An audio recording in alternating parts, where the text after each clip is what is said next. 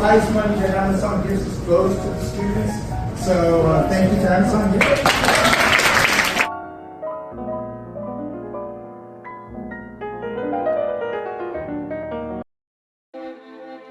I'm Basmalla, and I want to start off with a quick survey. How many of you have saved a place, restaurant, or activity on Instagram or TikTok and never gone? And how many of you have sent it to a friend saying, let's go, but never went? Exactly, me too. That's why thousands of New Yorkers save lots of places and never go. And also, every day in New York City, small businesses lose so much money because the platforms that are designed for us to discover them aren't meant to get us out the door. They're meant to keep us scrolling. That's why we have built EDDY, a marketplace that connects both sides. We've spoken to hundreds of business owners and young adults in NYC, and these are the exact problems they face. Marketing is expensive, social media algorithms bury their deals, and their tables sit empty during off-peak hours. This decreases the revenue. And for the user side, although we are living in an age where everything is one click away, information about places is scattered all over the internet. The real edge we provide businesses is that we allow them to promote their slow hours. So, one side, their user gets a deal discounted on their meal, and from the business side, they are able to have higher foot traffic during these slow hours. So, overall increases the revenue. Now, from the user side, we have created a one-stop shop. From ideation of the plan and discovery of the place, all the way towards the execution of the plan and allotting their funds. We also allow users to form plan within seconds, cutting down research time. These plans are also made within a walking distance. We cater to your needs and your friends' needs. How so? Because we show you the common places between you and your friends. Also, we always allow you to pay less. Why? Because we embed these deals within the plans. We're starting off by targeting CUNY students. Mara and I have a finance and VC background, so we know how to operate and scale a business. But more importantly, we are two CUNY students, frustrated enough about this problem to actually do something. And we are people obsessed with the idea of making hangouts easier to plan, because we want to have more fun with our friends. And also, we want to keep this small business in New York alive and operating. What we need now is to grow. And that's why we need a portion of our funds to go to our tech stack. Why? Because we want to enhance the data quality. People already love EDDY. How much more can they love it if there's better data, more places, and access to more borrows on the app? Some of your data, how have you communicated with these business owners to conceptualize what a deal looks like? One, they can be as simple deals as your happy hour deals. We can list them on the platform. But what we focus on is these slow hours. So Monday to Tuesday, they're able to put the days that they have these slow hours, let's say 2 p.m. to 4 p.m. And because we target students, that's a really big market where they have these random hours throughout their college schedules to actually go out with friends. They were the ones that actually said, hey, Groupon already slashes our deals 50%. So the fact that we have to give 20% to a customer, that's easy for us to do. There is no app out there right now in the market that does this full route. We are the only app out there. Where are you right now? In ideation, or have you launched? Yes, we've launched on the App Store, and we've just finished the business onboarding platform where they can list their deals, and it takes 2 minutes to onboard them. And I'm presenting TeenSittersNYC. We're all about fast, flexible, and safe childcare for New York City families. I was a babysitter myself. That's how I got this idea. I worked with tons of families over the years. I built a lot of skills in high school, and I made over $15,000 right on the ground working as a babysitter. My highest rate was $50 an hour, which for a high schooler, I was really happy about that. And also, I worked with over 30 families throughout my span as a babysitter. I pitched at CUNY Clash last year, and I got a ton of encouragement and validation. That motivated me to launch it and make it a real business. Families need help. There are over 700,000 families that need childcare, and they're spending a ton, $17,000 to $26,000 per year. At the same time, students are struggling. There are over 130,000 that are unemployed, and the ones that are employed, most of them are earning minimum wage. So we have a unique model in that we're an agency and not a marketplace. The way that looks like scheduling and logistics support, we're with them 24/7 live support before the job, during the job, and after the job. And we also handle all the complicated stuff for our families, things like payroll, taxes, insurance, workers' compensation, so they can get that off their mind. Also, the value that we provide them is a network of vetted and certified sitters. They're not just relying on their neighborhood friend. So we're live, and we currently have 12 employees that we employ directly across 5 colleges and 4 boroughs in New York City. We provide them with flexible work, either regular or gig-based. We pay them at $20 per hour compensation, and we also pay them for 5 hours of paid online training on babysitting 101 to succeed. And since October 2025, we've actually paid out $15,000 to our sitters. So on the sitter side, it starts with a CPR certification, then they get access to training modules that I put together from my many years of experience, and then they get access to our Discord community for mentorship and support. That's where they get matched with jobs. Then we do interview and trials to ensure that it's a great fit, and then they can book them for flexible childcare. We started in October 2025 at only $100, and we've since grown to $7,590 in our most recent month, April 26th. And we just recently passed our 50+ New York City families served and counting mark, which we're really happy about. In addition, we also have a growing subscriber base. We're currently at 12 families subscribed. Really happy about that because that leads to some recurring revenue monthly as well outside of our bookings. So we've also had super strong marketing traction. We've only spent $700 on advertising, and we've done about $25,000 in revenue so far this year. And that puts us at a 35 return on ad spend, which is top 1% of our childcare industry. We want to focus it on marketing, insurance, and communications. We want to invest in professional domain emails for all of our employees. And I also want to invest in a virtual business phone network so that I can get all the parents' contacts out of my phone. What about the tech area? So where are you spending that money? Like, are you spending anything? And also the second question is, you have website, why not application like on the phone, because it's much easier to navigate for a family? We run on a pretty low budget for tech. We use just subscriptions, so we use Canva for design, that type of thing. In terms of the matching, we just do it right in SMS messaging. It's really the easiest for our families. A lot of them are tired of act all the time, to be honest, so they'd rather just send me a text and say, I need a sitter at this time and this date. We use an app called Relay app to automate all of our processes. So, for example, when a parent sends us an email, they get an automatic sign-up form, and that's the sign-up form. So we do have some automations in place.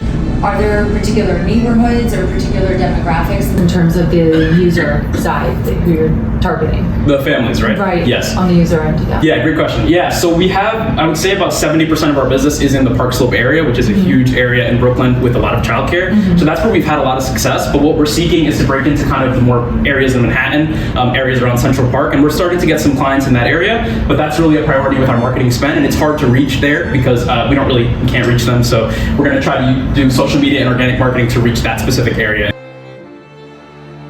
I'm the founder and CEO of Shabbir. Here's a little bit about myself. So I'm currently a freshman at Barthuly College. I have some experience with Goldman Sachs. I also have some experience in the cloud computing. But today I'll be representing local businesses. In 2026, we realized that local retail is still invincible online. For example, you can get anything from a warehouse within 24 hours, and you still struggle to find a local product from a local store just 2 miles away. Why? Because local today is full of fragmented websites, phone calls, wasted trips, and not really knowing if the product is in the store in the first place. So you go to an e-commerce platform and orders from there, and it takes them about 2 days to get to it, but you're still fine with it. So then 65% will abandon the local searches entirely, and 73% will not even return anymore. So Shabbir is a platform that allows merchants to sync their inventory directly to our platform, where shoppers like Kormey can actually access the data by talking to Willie, their AI personal assistant, who can actually search this inventory within 10 seconds and give Remy the exact store where you can find the item. And Willie would scan these inventories around his neighborhood within 10 seconds and get the exact store where you can find the item. The best part is Remy can actually book and reserve this item for either pickup or delivery and get it within some few hours or minutes. And also, we have a 2-step verification where the merchants confirm the item is actually in stock and gets it for Remy within a few minutes. So we have the homepage where users can actually browse stores from some specialty stores such as boutiques and other stuff. We have the circle search where you just where it surfaces like stores around this neighborhood where you can actually access their inventory. And we have Willie where you can actually just speak to Willie or take a picture of anything you're looking for. And Willie will find exactly what you're looking for. So currently we're in a beta phase. So with our beta phase, merchants can access all our features for 0 cost, and then Shabbir takes a 10% commission based on every sale made on the platform. Our prices will range from $0 to $200. We are targeting specialty stores such as sneakers, beauty stores, and also clothing stores as well. For our second phase, we'll be targeting all the boroughs. And for our third phase, we'll be looking to go into major cities like Atlanta, Miami, Chicago as well. And also the only platform built for these small businesses where they can actually save their inventories. Now currently, this is where we have made about 13 merchant interviews, and merchants are really liking it, but then we are going towards a Brooklyn launch, and we need $10,000 to really help us. So we are currently based in Brooklyn. We've been able to make about 30 merchant interviews, talking to these merchants around here and there, and our monthly burn rate is about $200. which currently includes like the API calls and all that stuff. Specific AI platform they use for that? Okay, so we currently are using OpenAI API Key, which is good at looking at pictures and also like separating the pictures for the item you're looking for. And also if you just speak to Willie like a normal friend, you can tell Willie, hey Willie, I'm looking for the jacket at this price, so maybe the color you like, and Willie can actually get you the exact what you're looking for. Mom and pops or even Marshalls or TJ Maxx kind of correlate to something like this, mainly because they don't have their items encoded in SKUs. Like, how would you do this pickup delivery option? Right, so during my like go on ground talking to local merchants, most of them that I went to mostly have Square POS or Clover, and they have this inventory SKUs that you're speaking about already in this POS system. You were mentioned, people come in, buy stuff, discount the item, and it's gone. So we are just connecting to that API, and so when they connect to that API to our platform, they get their inventory already sent to our platform, which makes it more easy. It's just like a one-step verification. When the goal of SpeakEZ is to empower people with speech impediments, it impacts 70 to 80 million people worldwide. And the high cost and the critically low shortage of supply of speech therapists makes speech therapy virtually inaccessible. Now, current solutions are in the form of mobile apps that act as portable speech therapists. And the first feature that they lack is that they give very, very vague and inaccurate feedback. They don't really give any psychological support. And a big part of stuttering is that people who stutter, they feel a lot of depression and anxiety from other people. These apps, they don't really address that. And also, at the moment, people either opt for very, very pricey speech therapy that costs $400, $300 per session, or they opt for very, very cheap apps that are not very effective. And SpeakEZ is in the middle. Our app provides high quality and affordable speech therapy. We provide precise feedback by giving the user the exact word that they were stuttering on, the syllables that they were stuttering on, and what kinds of stutters they had, which is what no other app does at the moment. Also, we address the psychological toll that stuttering has on people through various psychotherapeutic exercises. And we combine research by speech therapists that are peer-reviewed. And with these two combined, we provide targeted speech therapy that's personalized for each user. Now, for the last 2.5 years, I've been developing the product, and we showed it to various people in the stuttering community. And our current app is a browser plus browser extension. So our first step is to use $5,000 for data collection. So our goal is to annotate more real speech samples and expand on the SCP-28K dataset, which consists of a lot of recordings of people who stutter. And lastly, we plan to test a model on unseen user speech and see if it's accurate and see if any accuracy gains came from that. So I'm a person who stutters, and I had speech therapy for over 10 years of my life. I left the system because I realized that the curriculum that I was following was not very accurate, and I didn't really see any progress doing speech therapy. So I dedicated 3 years of my life to just researching strategies that work for me. I researched different psychotherapeutic things that I can do to help with my stuttering. And then now I've been invited to a graduate level speech therapy class where I've taught to various students about my experience being a stutterer, and I help educate people. How exactly it works? So if you're there, do you have the phone? Do you have it in your hand and it's prompting you, or can you walk us through that for a moment? It can act as a mobile app, or it can be an app in your browser also, but the idea is that it's always with you, so it always listens to your speech, it always gives you a device on the go. But the idea is that we provide basically, we give two main parts to our product. There's a side that gives you speech therapy, and what our strategy is how your fluency is tested, but then also we give advice on the psychological side of stuttering through journaling, through daily desensitization techniques, which is actually key. So really, it's personalized therapy that's based off different variables. Why not go with open source technology? In that case, you might need like half of that money. Stuttering is a very niche thing. And these models here that are trained on pre-recorded speech, they are actually trained on people who stutter.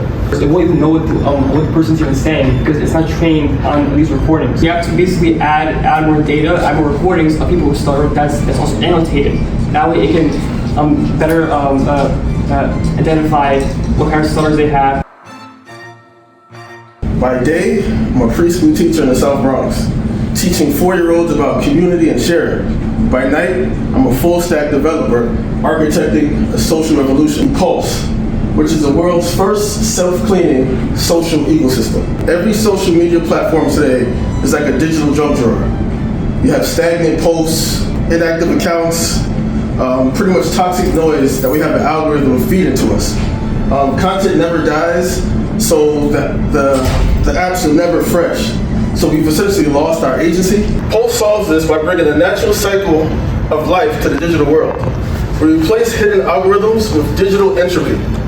Every post is born with a health bar that decays in real time. So if you like a post, you boost it to add health to that post, or you can siphon it to clear the noise. The community chooses what stays and what goes. I use the internet to teach myself.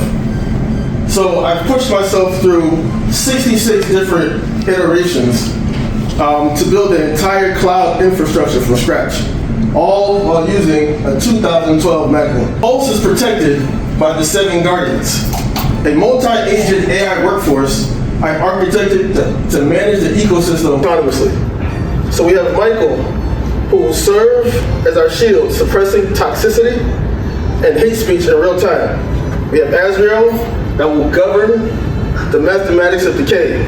And then we have Salafio, which will stabilize the Vault economy. These agents allow Pulse to scale to millions of users with the safety and integrity of a platform that's 10 times our size, without the massive overhead of a moderation team. 5,000 will go towards the high concurrency backend, which will help us scale to a production-grade environment. And the 2,500 will be for advertising for our first 1,000 users and beyond. We estimate we'll have an average revenue per user of $6.50. Now, for our year 2 milestone, I'm projecting we will have 250,000 monthly active users. Now, I have the grit, I have the code, and I have the awareness of a teacher that knows how to stabilize the community. I've built the engine, and now I just need the tools to finish the build. So let's bring the Pulse back to social media.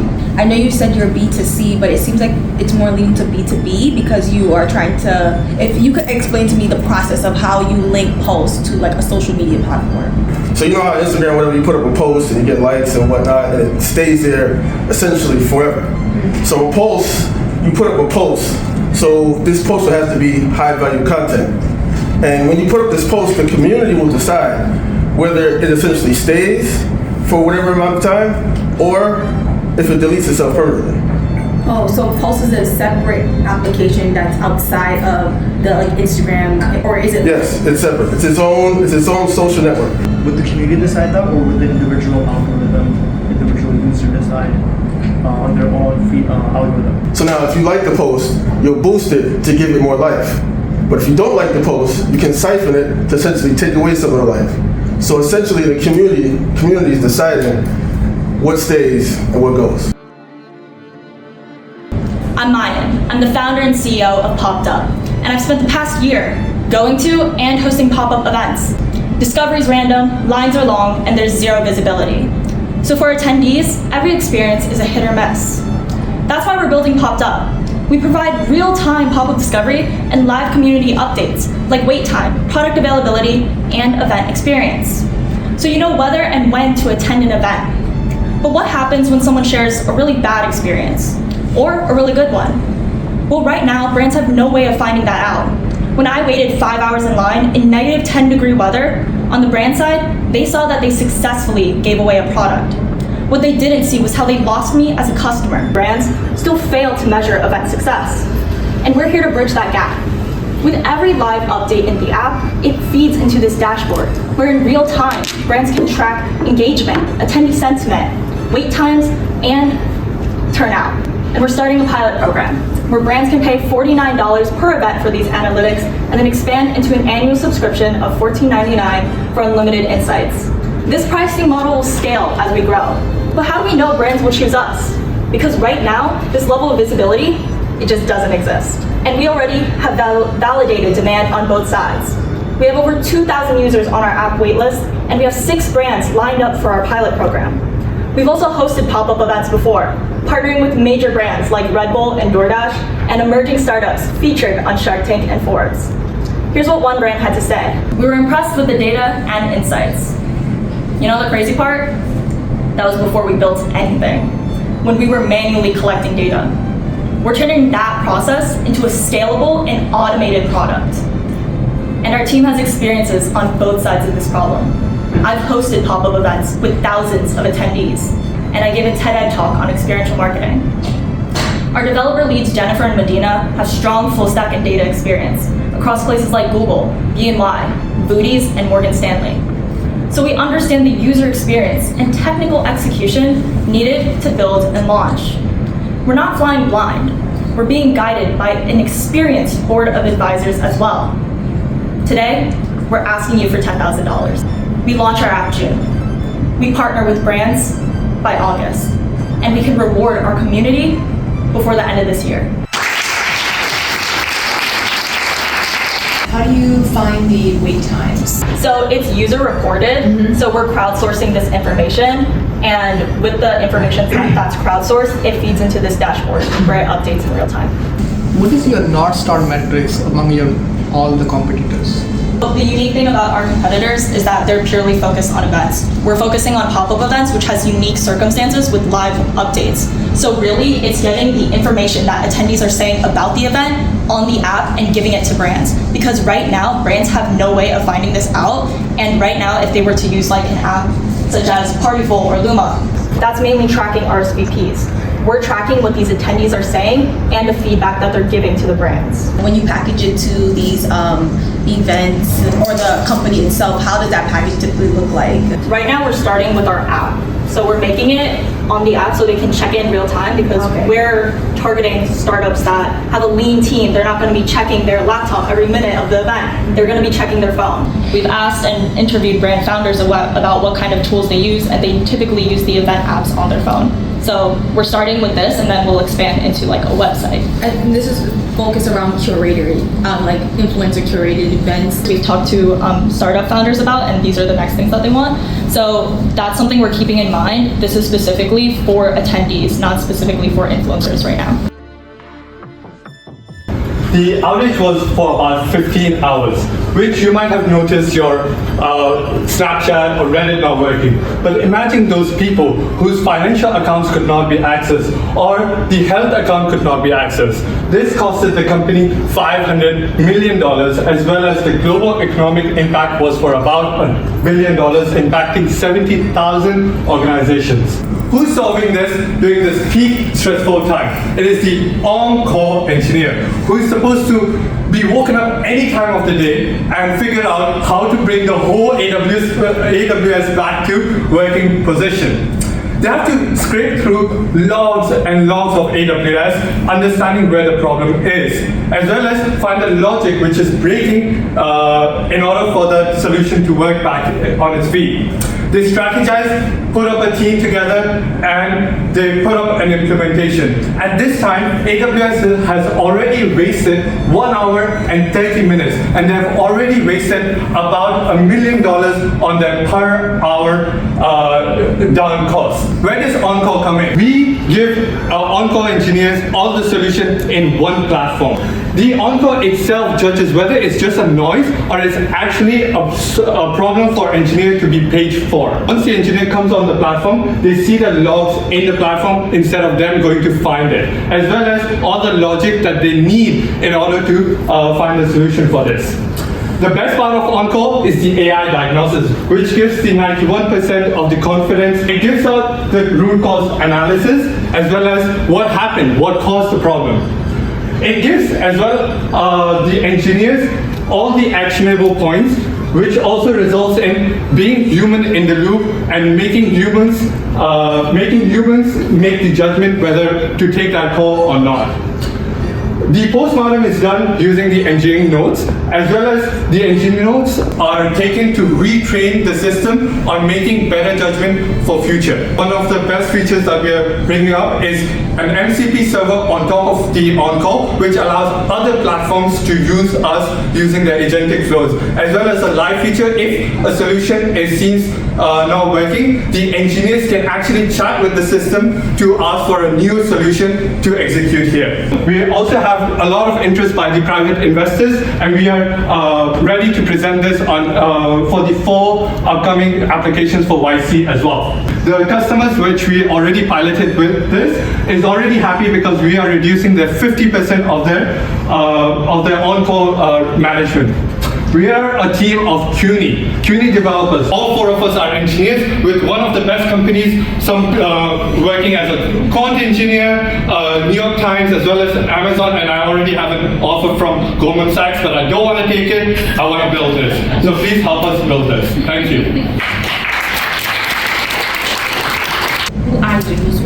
Our users is actually, our acquisition is CTOs and our users are engineers. Every engineer is supposed to do on-call, but they hate it. They actually hate it because they are supposed to wake up at 2 a.m. in the morning, 5 a.m. in the morning, and they are supposed to solve these hard problems when they have just, squinting their eyes. It sounds like in the near term, there'll still be some human oversight that's required. Yes. So tell me a bit about what you have learned about that sticky point with the customers or users you've talked to.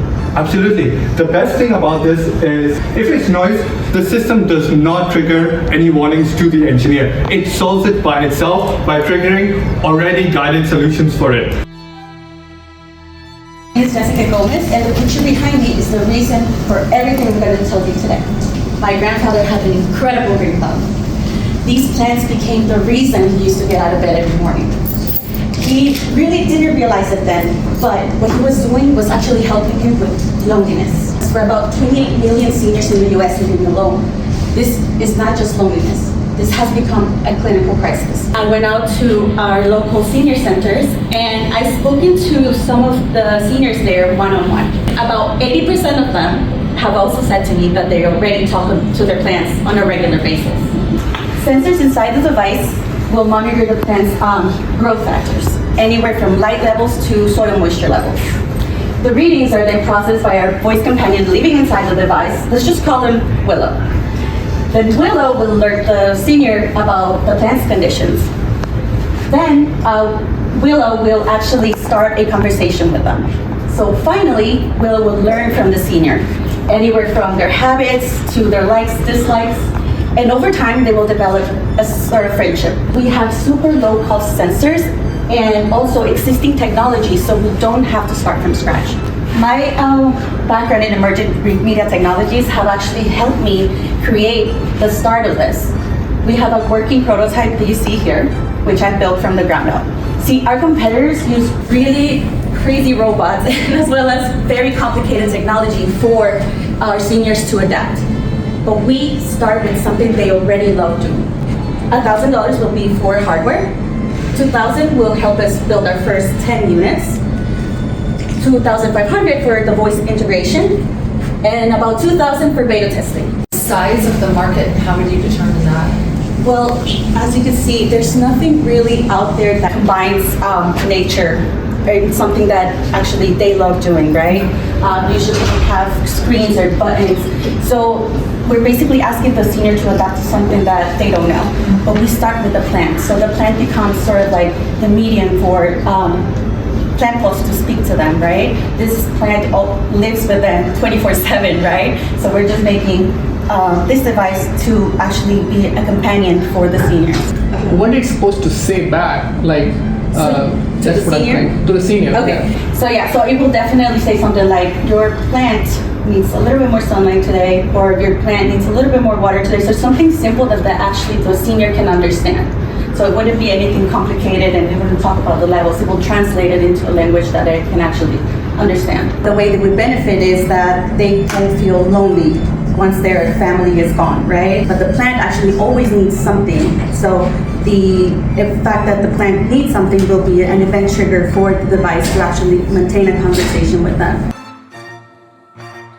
SnapNature allows everyone with a smart device to be a part of the fight to protect our world's biodiversity, our wildlife. And really, it's as simple as capturing wildlife or wildlife items such as clothing or jewelry, for the app to then scan that photo and for it to make a determination if that wildlife item is potentially being illegally trafficked. Thousands of animals are being trafficked across borders. It has led to the extinction or estimated extinction of multiple species, and it has had a devastating effect on ecosystems and habitats throughout the world. The current problem is those tasked with monitoring wildlife trade, especially at ports and customs, often lack the specialized biological expertise or conservation tools to make a determination if a wildlife item is being illegally trafficked. We also have a problem within the consumer market, in which every day millions of people are buying wildlife items, but they do not know they're contributing to a multi-billion-dollar enterprise. It builds on our last technology, which we actually presented last year at CUNY Clash, known as ConservaID. Now, ConservaID was a bit different in that we just looked to detect the wildlife. We learned what worked well with the app. We also looked where the app fell short, and we designed the next iteration of the platform, SnapNature, really to maximize those strengths and to address those limitations. We have a working prototype that's currently being tested with some of our endorsers in South America and within Sub-Saharan Africa. These are mainly government endorsers. We have some similar apps such as Google Lens, iNaturalist. However, none of these are able to detect the scope of wildlife that a SnapNature is. We have built a public-facing tool in which consumers are able to interact with the app or the plugin in their web browser, and as they browse marketplaces, make a determination if that clothing article, if that jewelry is associated with illegal trade. $4,000 would be allocated toward really building out the functionality of this app.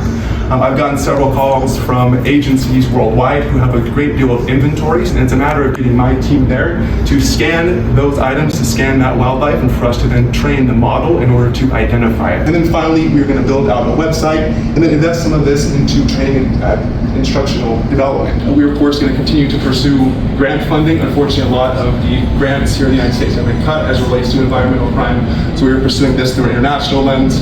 We also have an institutional model, so our end users, who are mainly government, have been providing funding in order to continue the life of this app. And we'll also introduce a consumer model in which we'll have a freemium approach in which users are provided a free version of the app in order to use as they browse online marketplaces, but there to be a premium version as well. How often do you update the app? So we have partners across the world, government partners who provide lists of endangered species relative to their laws and policies. We also work with conservation outlets and organizations such as, for instance, International Union of Conservation of Nature. They have what's known as the IUCN Red List, so it's a list of all endangered species throughout the world. So we plug those directly into the database, and of course, as the app identifies wildlife, it will then, that information will feed in and flag potentially endangered, vulnerable species as a result. Why would you be looking at the consumer market even like at all when there's such a potential for government contracts, ports all around the world? In certain areas of the world, we have a lot more capacity to have actually people using this app in the field, right? We have maybe inspectors or port authorities who can use the app and make a determination to stop the demand, but in other areas of the world, we don't have that. Right? So for instance, I was just in Kenya, right? And that you're seeing a lot of wildlife being trafficked out of the country as a result. We just don't have the oversight as a result, right? The next task becomes approaching this through the consumer lens and decreasing the demand, and of course, increasing public awareness as to illegal trafficking as well. This is the student inbox, mine. A lot of emails, deadlines, homework assignments, newsletters. Here, the CUNY Startups newsletter. I put it into a mail analyzer. And here, the summary. 37 dates extracted from this one newsletter. And 32 of them worth saving. And here automatically is into my to-do list. CUNY Clash, $10,000. And actually, I almost missed that. That one missed email could be the end point in my education here at CUNY. 43 million Americans began college and they never ended it. There is a comparison between third generation student and continued generation. 41% are considering leaving college. 56% are at risk. And it's not because of ability. It's because they don't have somebody nearby who knows how college works. 2025, CUNY lost almost 9,000 students, and if we keep 1% retention, that's 2.2 million a year. All of this comes to the productive core, and it turns generic AI advisor in the personalized one. And it consistently watches all the incoming information from the emails, from the official sites, and it provides information relevant to these area students. ChatGPT, it's very powerful, but generic. It doesn't know your nature. It doesn't read your emails. College campus doesn't. And all of this to run a pilot in the Group of Engineering at CCNY with 200 first-year students in August 2026. I'm the international student and the winner of the AI hackathon. Deborah Moore is one of the most experienced academic advisors at CCNY. Matt Rabitsky, AI specialist who built 2 startups at YC. So I see a big competitor for you is the Google ecosystem, right?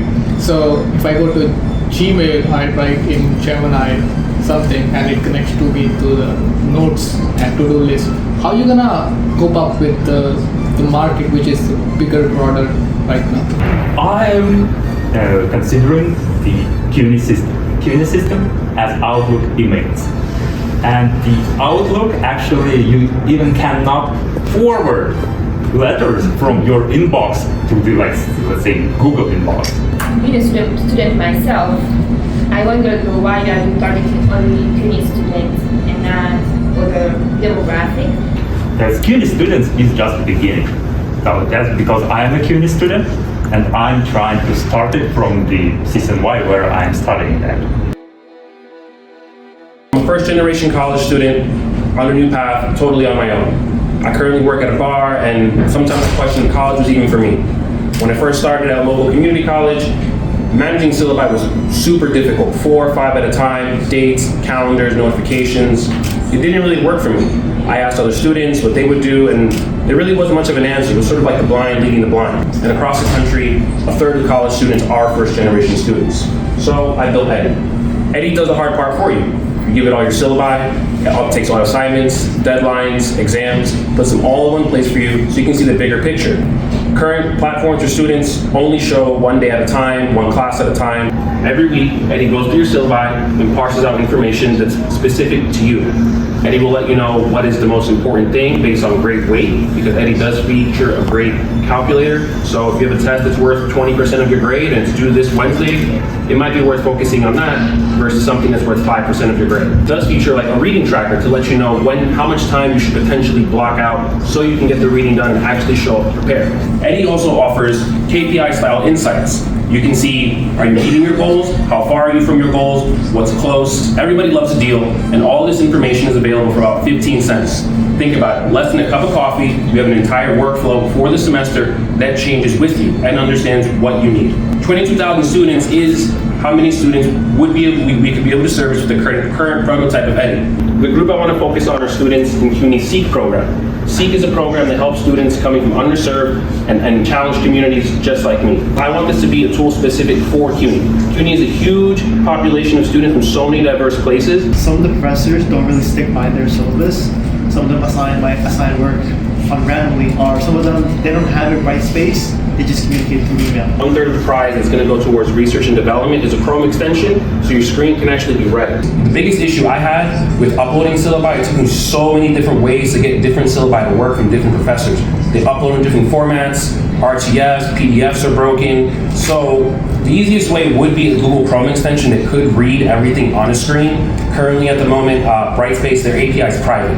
So I can't really work totally and connect to it, but a Chrome extension is the workaround, so anything can be read on a screen. And the ultimate goal is a chatbot for EDDY, where you can drop in screenshots where you can actually make manual edits to your syllabi because the semester changes. Say a bit more about the 15 cents per student. I don't understand, is that your cost? That is the actual cost for the API, so calling the Claude API that we're using, so actually setting up and using it one time, you walk in, you put in all your syllabi for the semester, it's 15 cents. At that price, we can reach so many people to collect data to help other students. So why would a student use this over just plugging their syllabus into Claude? You actually can't. So because there's so many different kinds of syllabi and the way it's formatted, the amount of prompts you would need if you just randomly decided to just drop it in, it's also only lives in Claude. And what's also unique is you can't ask Claude for insights for a weighted grade tracker. So if you try to reverse engineer it, the amount of time and money you would spend is, it's not a hobby anymore, right? It's not fun. This is supposed to be convenient. The sun was shining, it would be a perfect day to just lay down on the beach and feel the heat on your skin, but wait a sec, it's just 50 degrees outside. It's still too cold to do that, right? SunNest is the very first solar cabin that harnesses the healing power of the sun to deliver physical and mental health. The problem is the cold is not just unpleasant, but it prevents us to expose our body, something that we are biologically built for, the sun.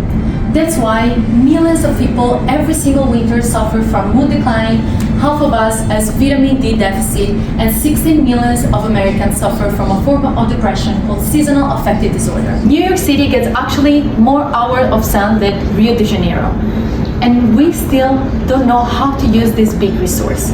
This is our working prototype that we built by ourselves. As soon as you step in, you feel in the middle of the summer, even with 30 degrees outside. But it's not just about the heat, because this special transparent panel allows the full spectrum of the sun in, something that regular glasses cannot do. We are safe. We tell exactly when the session should end. So you get exactly your dose of sun that your body needs. Our first customer will be B2B. This allows us for free marketing and strong validation. We're starting with a small independent wellness center within driving distance from New York City. A resort that have an holistic approach to wellness, and they have beautiful but underutilized outdoor space. With $40 a session, just 5 sessions a day, in less than 3 months, they can recover from the $15,000 investment in less than 3 months. The rest is all pure profit. We are the only natural solution. And recently, we also secured our US partner. Is a construction and renewable energy firm that liked our project and want to build prototype 2 here in the US. And we tested already with some real people. And in year 3, we are starting with the trade industry show and starting also the B2C market. Thanks to our partner, we can lower the price of the prototype at $5,000. The rest will go for our incorporation. We're using $500 for the provisional patent, and so we can market the SunNest without any IP risks. It's me. My father has 30 years of experience in construction and technical design. And we have a family B&B in Albania, so we know exactly what customer need because we are our customers. Thanks for your presentation. My question is about the intellectual property. What have you already done, and what are you hoping to achieve? We already spoke with some attorney about the patent. We did research with them, so we know that there's nothing similar out there. So it's for sure a technology that we can't patent. The sun moves, right? So yes, directionally. So yes. your prototype is like not yes, facing, the prototype right? doesn't have wheels, but the real prototype has wheels, so you can move very easily. You can of course block the wheels when it's positioned, so you can move in the direction of the sun. And the wheels also give us a benefit because you don't need the permit because it's a moving cabin. College is already very hard, and on top of it, students have to manage multiple apps. Their assignments are in one place, notes are somewhere else, and their class group chat is almost somewhere else. None of these apps synchronize with each other. 35% of students have considered quitting college, and out of that, 54% have blamed stress and not the coursework. Bluoprint, a platform that brings everything together. So classes, notes, assignments, messages, all are connected in one organized space exactly the way students want. There's a campus feed which keeps students updated about all the latest happening in their college. And at the center of all, we have Classmates AI, which reads students' syllabus, organizes their calendar, and keeps them on track. There are apps in the market which solves bits and pieces of this problem, but none of them does all of this together. We're first going to launch at Baruch College, which has approximately 20,000 students. We're going to target the incoming Baruch students through orientation and club partnership. Students will join their class group on Bluoprint. Once 20% of the students join, network effects kicks in and the rest of the class follows. Our business model is subscription-based model, consists of 3 plans. First is the Essential plan, which is of zero cost, so that it will help us to get the early adoption. Second is the Scholar plan at $4.99, which gives student access to Classmate AI and give color-coded linkage throughout the platform. Our last plan is Honor plan of $7.99, which gives students complete access to AI, which can read their notes, help them prepare flashcards, and also help them and guide them how to excel in their class. We have spent past 1 year actually talking to real students and getting their feedback.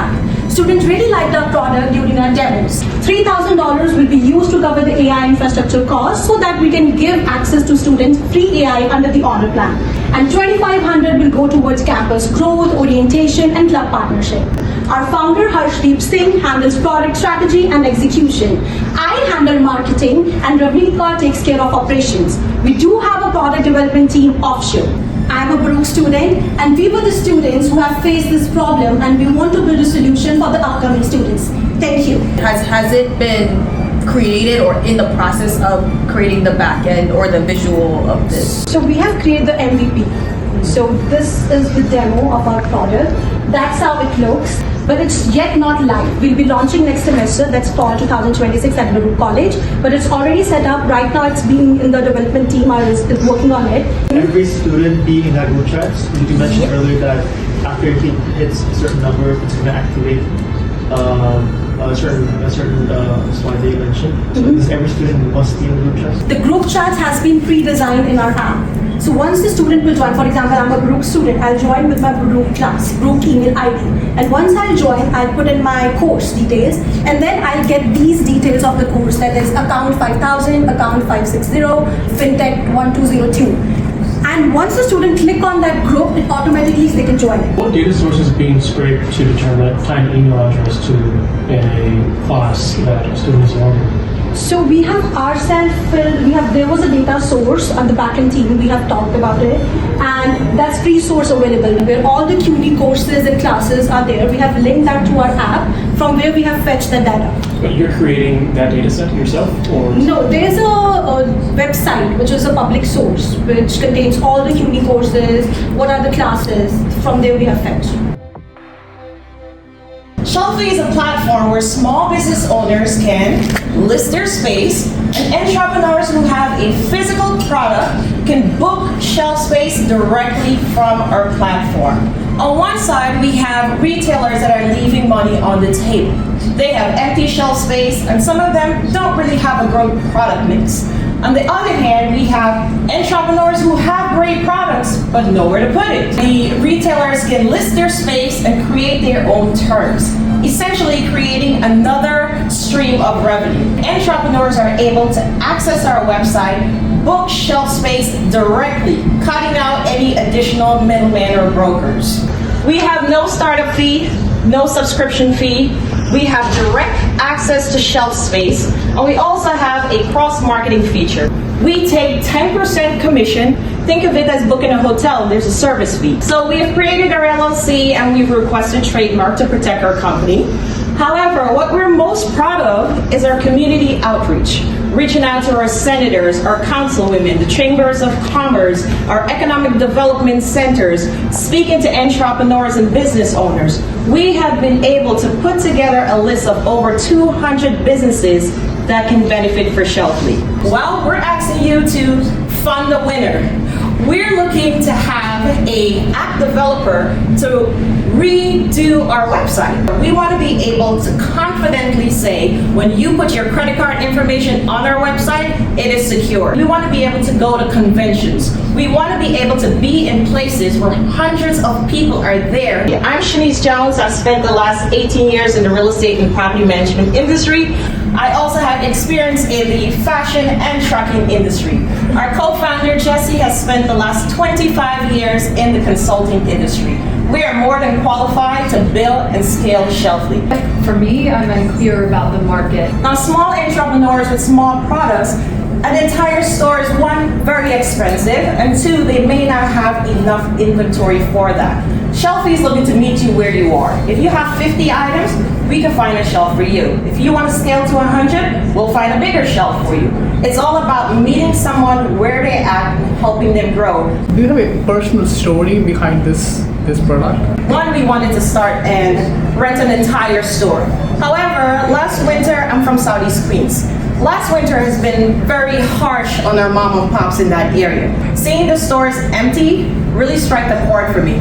I'm a landlord. I know rent is still due on the 1st. And if you own the place, your mortgage is still due on the 1st.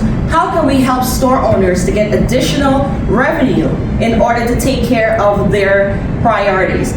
If those spaces don't get used, for example, in stores, would that be some kind of issue regarding the partnerships that you have? So what we're telling store owners, one, your shelf does not have to be currently empty in order to list it on their shelves. You just have to be aware that if someone does book the shelf, first of all, they're paying in advance. Once the entrepreneur's product checks in, you get paid. Once someone checks in, you have to provide this space. Store owners usually don't have a problem with that because they're getting their money in advance. Who would be restocking those products? Store owners already have a list of responsibilities that they have, and stocking the shelves is one of them. Items come into their store, they come in boxes, they come from, the trucks, the delivery companies, and they stock the shelves. It will be the same routine when an entrepreneurs deliver their product to stock the shelves and restock. Third place is SunNest.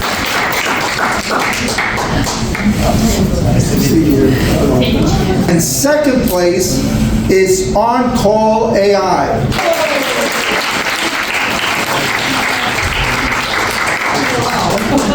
First place is Popped Up.